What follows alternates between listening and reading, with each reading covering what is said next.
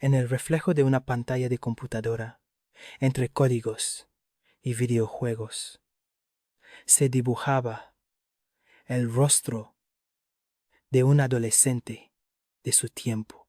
Vestía jeans, zapatillas de moda y una sonrisa que hablaba el lenguaje universal de la juventud.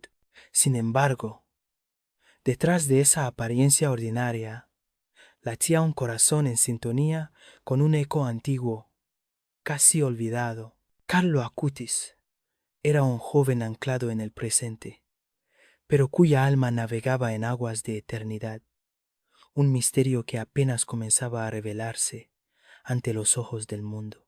Su mundo era el del siglo XXI, un torbellino de información digital, de realidades virtuales y de un secularismo creciente que a menudo silenciaba las grandes preguntas. Carlo no era ajeno a este entorno. Al contrario, lo habitaba con la naturalidad de su generación. Pero en lugar de perderse en su estruendo, encontró en él un nuevo lenguaje para hablar de lo trascendente. Demostró que la fe no requería aislarse del mundo, sino habitarlo con una luz diferente, una perspectiva celestial. Los primeros testigos de esta singularidad fueron quienes lo amaban. Su madre Antonia observaba con una mezcla de asombro y desconcierto cómo su pequeño hijo manifestaba una sed espiritual que ella misma apenas comprendía. No era una fe heredada ni impuesta, sino un descubrimiento personal, una búsqueda incesante del rostro de Dios en las cosas más simples. En la mirada curiosa de Carlo, ella comenzó a redescubrir un misterio que creía distante, viendo nacer un santo bajo su propio techo. Desde muy temprano, su vida gravitó en torno a un centro luminoso, la Eucaristía. Para él, no era un simple rito, sino un encuentro personal, una autopista hacia el cielo que anhelaba recorrer a diario. Esta devoción, tan profunda y madura para su edad, desconcertaba a quienes lo rodeaban. Era el ancla que daba sentido a todo lo demás, desde su amor por la naturaleza hasta su fascinación por la tecnología. Era la fuente secreta de esa alegría serena que irradiaba constantemente. Así emerge la pregunta fundamental que atraviesa su breve existencia. ¿Cómo un joven de 15 años, inmerso en la cultura digital, pudo desarrollar una vida interior tan profunda que llegaría a inspirar a millones? ¿Qué secreto se escondía en su rutina de misa diaria, en su rosario constante y en su habilidad para ver en Internet una catedral sin muros? Su historia no es solo la biografía de un joven excepcional, sino una invitación a explorar el umbral donde lo humano y lo divino se encuentran. Nacido en un entorno donde la fe era más una tradición cultural que un fuego vivo, la llegada de Carlo fue como una nota inesperada en una partitura familiar. Desde sus primeros años, manifestó una sensibilidad que trascendía lo infantil. No eran caprichos ni juegos lo que definía sus días, sino una serena curiosidad por lo invisible. Hacía preguntas que desarmaban a los adultos, interrogantes sobre el origen del universo y el destino del alma, sembrando en su hogar un asombro reverente. Su madre, Antonia, se convirtió en la primera guardiana de este misterio. Ella, que había mantenido una relación distante con la iglesia, observaba a su hijo detenerse frente a los templos, pidiendo entrar para saludar a Jesús. Era un impulso genuino, una necesidad del alma que no encontraba explicación en su crianza. En la pureza de la devoción de Carlo, ella no solo veía a su hijo, sino que sentía una llamada personal, un eco divino que la invitaba a regresar. Mientras otros niños de su edad coleccionaban figuras de acción, Carlo coleccionaba momentos de silencio y oración. Pedía que le leyeran vidas de santos y escuchaba con una atención que revelaba una profunda comprensión. Su empatía se manifestaba en gestos concretos. Compartía su merienda con los necesitados. Defendía a compañeros que sufrían acoso y ahorraba su dinero para ayudar a los pobres del barrio. Eran pequeños actos de un amor que ya se vislumbraba inmenso y universal. Esta diferencia no lo aislaba, sino que le confería un aura de paz que atraía a los demás. Sus amigos lo buscaban no solo para jugar, sino porque encontraban en él un consuelo, una sabiduría serena que no correspondía a sus pocos años. Era un líder silencioso, cuya autoridad no provenía de la fuerza, sino de la bondad. Demostraba que la verdadera fortaleza residía en la capacidad de amar y servir, una lección que impartía con el simple testimonio de su vida cotidiana. La oración se convirtió en su respiración espiritual. El rosario, en particular, era su ancla, un diálogo constante con la Virgen María, a quien consideraba su confidente más fiel. Lo rezaba con una devoción que transformaba las cuentas de plástico en un lazo indestructible con el cielo. Esta práctica, a menudo vista como una costumbre de ancianos, en sus manos se renovaba, convirtiéndose en un arma de amor y un escudo de fe contra la indiferencia del mundo moderno que lo rodeaba. Para su familia, este florecimiento espiritual fue una revelación continua. Cada día traía consigo una nueva muestra de su profunda conexión con lo sagrado. Veían cómo su amor por Jesús Eucaristía crecía, convirtiéndose en el centro de su existencia mucho antes de que pudiera comprender plenamente los dogmas teológicos.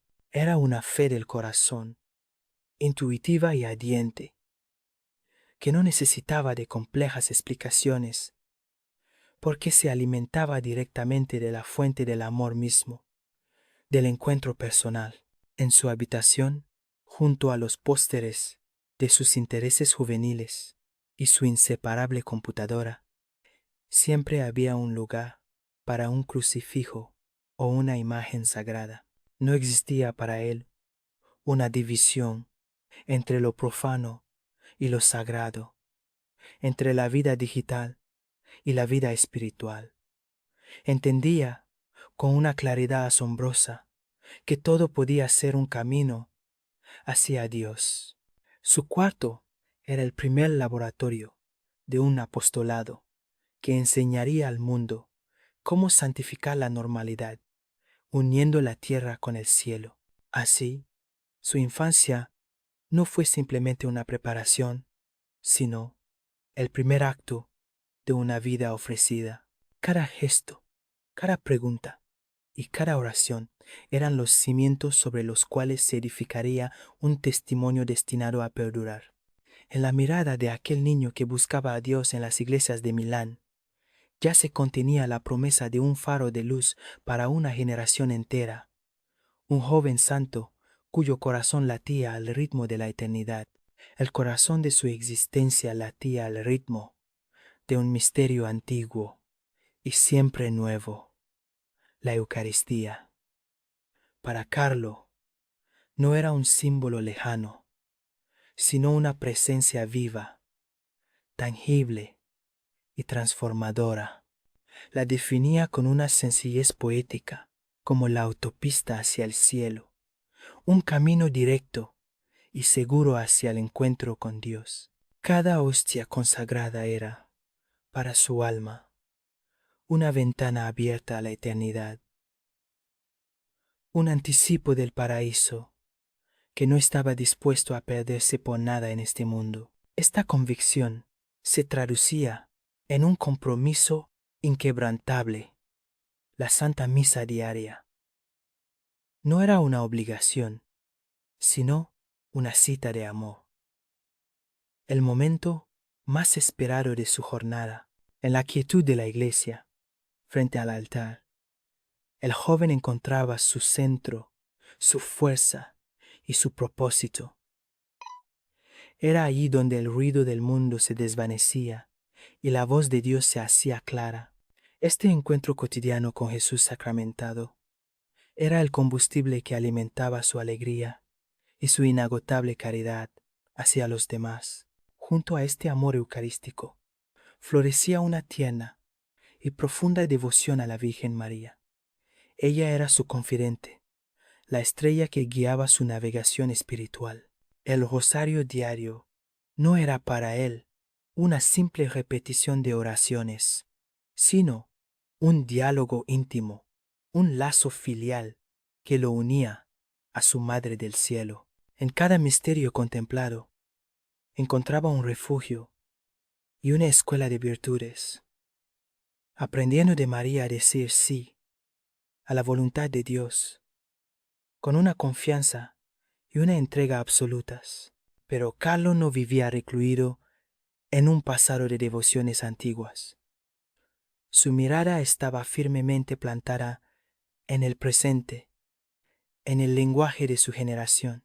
Reconoció en la tecnología, especialmente en Internet, un continente inexplorado, lleno de posibilidades para el bien. Vio que la red global, con su alcance ilimitado, podía convertirse en un nuevo púlpito, un ágora digital, desde donde proclamar las verdades eternas de la fe a un mundo sediento de sentido, aunque a menudo no lo supiera. Así nació su proyecto más ambicioso, una exhaustiva exposición virtual sobre los milagros eucarísticos ocurridos a lo largo de la historia. Con la paciencia de un monje y la habilidad de un programador, dedicó incontables horas a investigar, documentar y diseñar un catálogo digital accesible para todos. Su objetivo era claro: usar la evidencia visible, documentada a través de los siglos, para despertar en los corazones la fe en la presencia real de Cristo, en el pan y el vino consagrados. Su habitación se transformó en el centro de operaciones de un apostolado silencioso, pero de alcance global. El teclado de su computadora se convirtió en su instrumento de evangelización y la pantalla en su vidriera sagrada. Carlo se erigió como un ciberapóstol, un pionero que demostró cómo los algoritmos y las páginas web podían ser consagrados para la gloria de Dios. Estaba construyendo una catedral sin muros, un espacio de encuentro con lo divino en el corazón del mundo digital. De este modo, unió dos mundos que muchos consideraban irreconciliables: la fe profunda y la tecnología de vanguardia. Su vida fue un testimonio elocuente de que no es necesario huir de la modernidad para encontrar a Dios, sino habitarla con un propósito trascendente. Demostró que la santidad no exige abandonar las herramientas de nuestro tiempo, sino utilizarlas como puentes para llevar la luz de Cristo a todos los rincones de la tierra, transformando el ciberespacio en un campo fértil para la nueva evangelización. Fue entonces, en la plenitud de su juventud, cuando el cielo pareció oscurecerse sin previo aviso. La vida que fluía entre el teclado de una computadora y las cuentas de un rosario se vio interrumpida por una fatiga que no tenía explicación. Lo que comenzó como un malestar pasajero, un susurro de fragilidad en un cuerpo lleno de energía, pronto se reveló como el umbral de la prueba definitiva. La normalidad se fracturó, dando paso a un silencio expectante, a una realidad que ni la fe más profunda podía ignorar. El diagnóstico cayó con la fuerza de una sentencia inapelable: leucemia mieloide aguda, en su forma más agresiva. En los pasillos del hospital, la ciencia pronunciaba su veredicto, un pronóstico que dejaba poco espacio para la esperanza terrenal. El mundo veía una tragedia, el final prematuro de una promesa. Pero en la habitación donde el olor antiséptico llenaba el aire, se estaba gestando un misterio que trascendía la medicina. Un acto final de amor que estaba a punto de comenzar. Ante el dolor y la incertidumbre, Carlo reveló la verdadera dimensión de su alma. Con una serenidad que desarmaba a médicos y enfermeras, aceptó su cruz no como una condena, sino como una ofrenda. Ofrezco todo el sufrimiento que tendré que padecer por el Señor, por el Papa y por la Iglesia. Fueron sus palabras. No había queja ni miedo en su voz, solo la paz de quien sabe que su vida pertenece a alguien más grande, transformando su lecho de enfermo en un altar. Para su madre, Antonia, cada momento era un abismo donde se mezclaban el dolor más agudo y el asombro más sagrado. Ver el cuerpo de su hijo consumirse era una prueba que desgarraba sus entrañas. Sin embargo, en medio de esa agonía, comenzó a percibir algo más. La paz de Carlo no era humana, no era simple resignación. Era una gracia sobrenatural que envolvía la habitación, una luz que emanaba de su entrega y que la invitaba a mirar más allá del sufrimiento visible. El dolor de la madre comenzó a transformarse en la misión de una testigo. Se dio cuenta de que no estaba presenciando una muerte, sino el nacimiento de un santo a la vida eterna. Cada gesto de su hijo, cada palabra de consuelo que él le ofrecía a ella, resonaba con un eco profético. Comprendió que la vida de Carlo había sido una larga preparación para ese momento, un camino coherente de amor, que ahora alcanzaba su culminación en el sacrificio supremo del ofrecimiento. Su cama de hospital se convirtió en el epicentro de un testimonio silencioso. A su alrededor, el personal médico, acostumbrado a la desesperación, se detenía en silencio, conmovido por la fe de aquel adolescente que sonreía en medio de la prueba.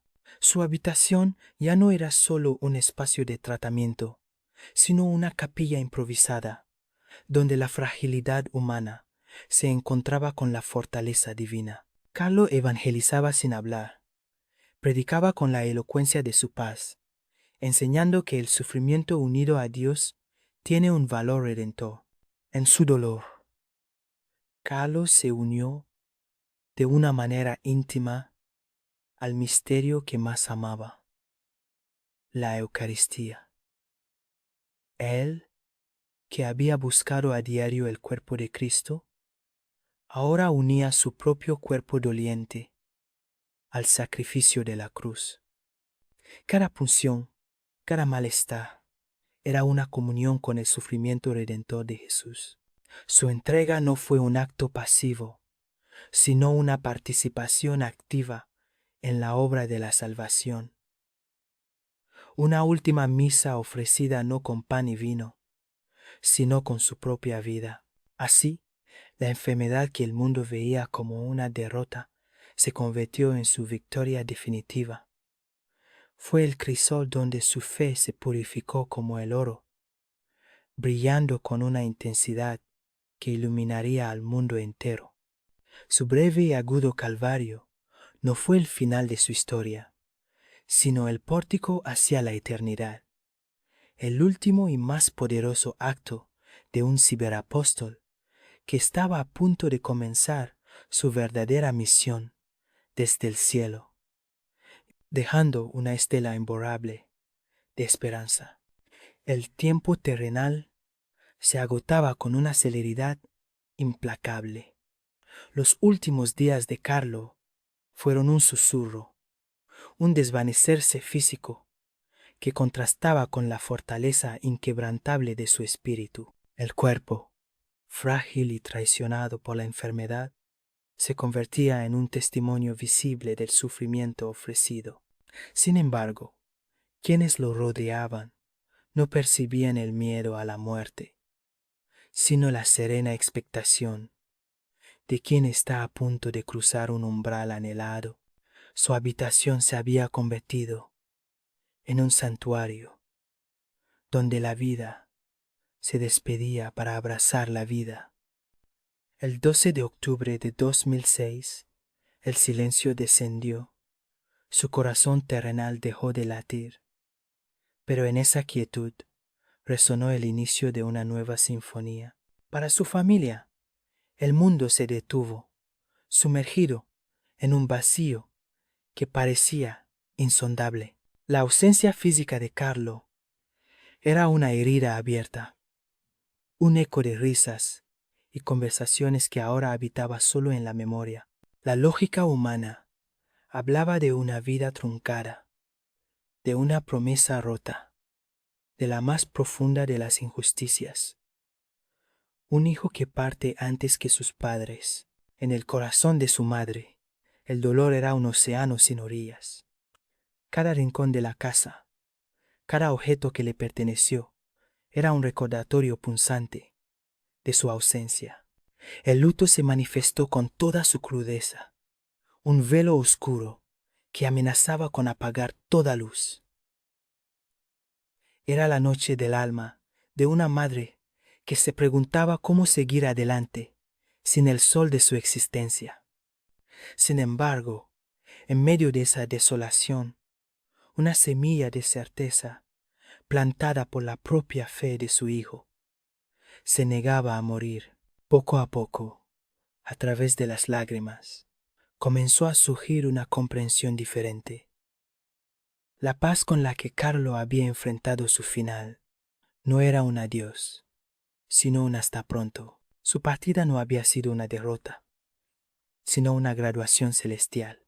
La familia comenzó a sentir su presencia no como un fantasma del pasado, sino como una fuerza viva, un intercesor cercano que ahora los acompañaba desde la eternidad. La ilusión de la pérdida comenzaba a ceder ante la realidad de una comunión más profunda. Resonaban entonces sus propias palabras, cargadas de una sabiduría que trascendía su edad.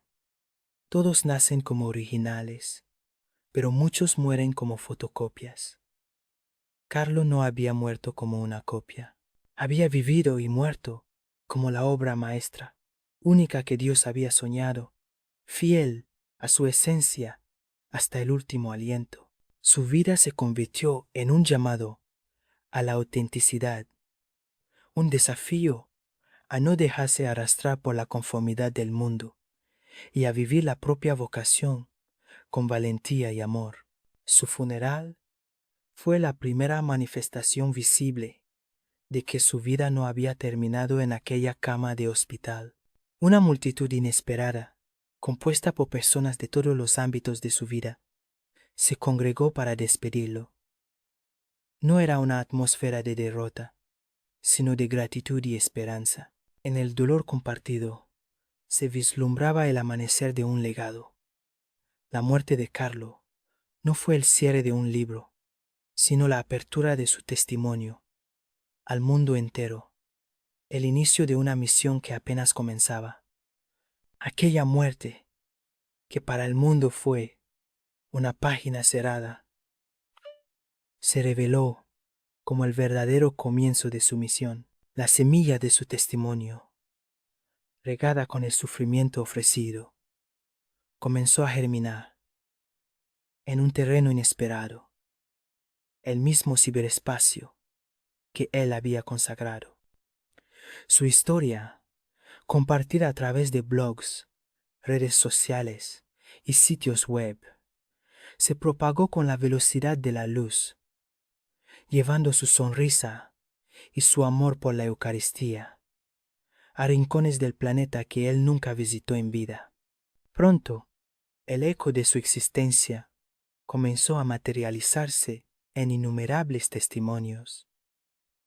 Desde diferentes continentes llegaban noticias de conversiones de jóvenes que redescubrían la fe y de gracias recibidas por su intercesión.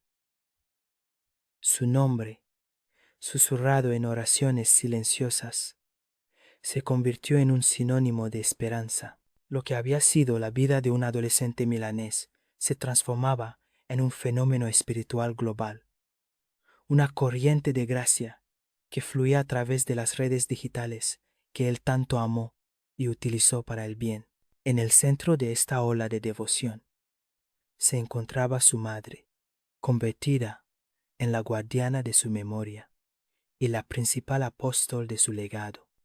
Su dolor de madre se transfiguró en una misión sagrada: compartir con el mundo la certeza de que su hijo vivía y seguía obrando desde el cielo. Viajó, escribió y habló, no para glorificar a su hijo, sino para que su mensaje de amor a Jesús de Eucaristía encendiera otros corazones y guiara a otras almas por la misma autopista celestial.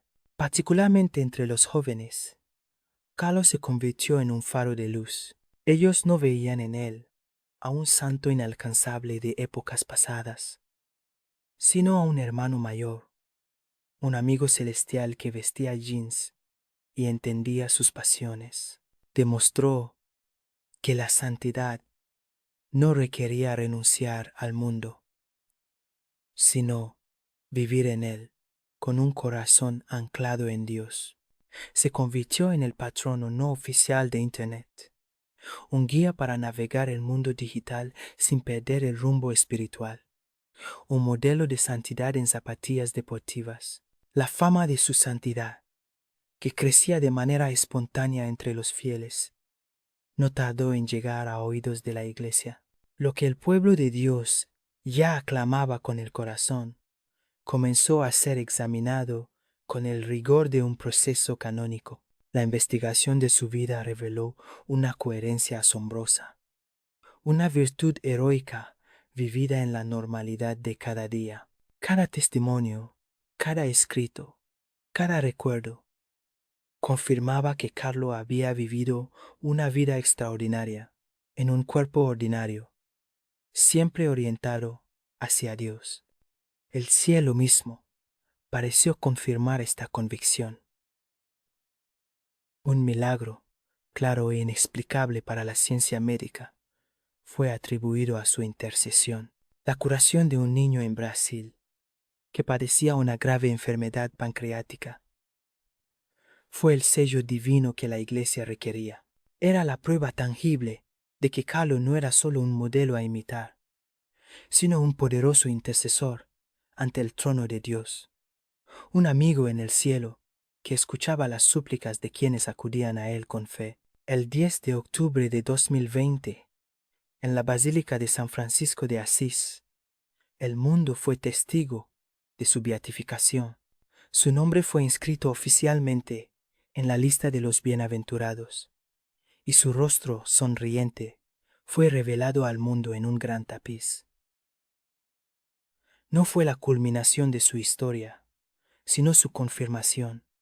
La Iglesia reconocía que aquel joven, el ciberapóstol de la Eucaristía, era un don para nuestro tiempo, un signo profético de que la santidad es posible aquí y ahora. Su cuerpo, encontrado incorrupto y ahora expuesto para la veneración de los fieles, se convirtió en un símbolo poderoso. vestido con la ropa de su generación, yace en un estado de paz que trasciende la muerte, recordándonos que nuestra verdadera patria no es de este mundo. Su tumba se transformó en un destino de peregrinación, un lugar donde el cielo toca la tierra y donde miles de personas encuentran consuelo, inspiración y un renovado deseo de vivir una vida con propósito eterno. El legado de Carlo Acutis es, en esencia, una pregunta dirigida a cada uno de nosotros. Nos interpela sobre el sentido de nuestra existencia, sobre cómo usamos los dones y las herramientas de nuestro tiempo. Su vida demuestra que la modernidad no tiene por qué ser un obstáculo para la fe, sino que puede ser el campo donde se siembran las semillas de la eternidad.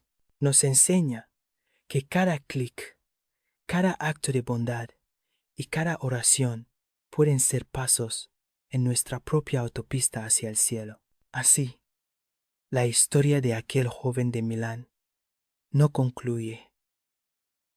Continúa escribiéndose en cada alma que se acerca a Dios, inspirada por su ejemplo.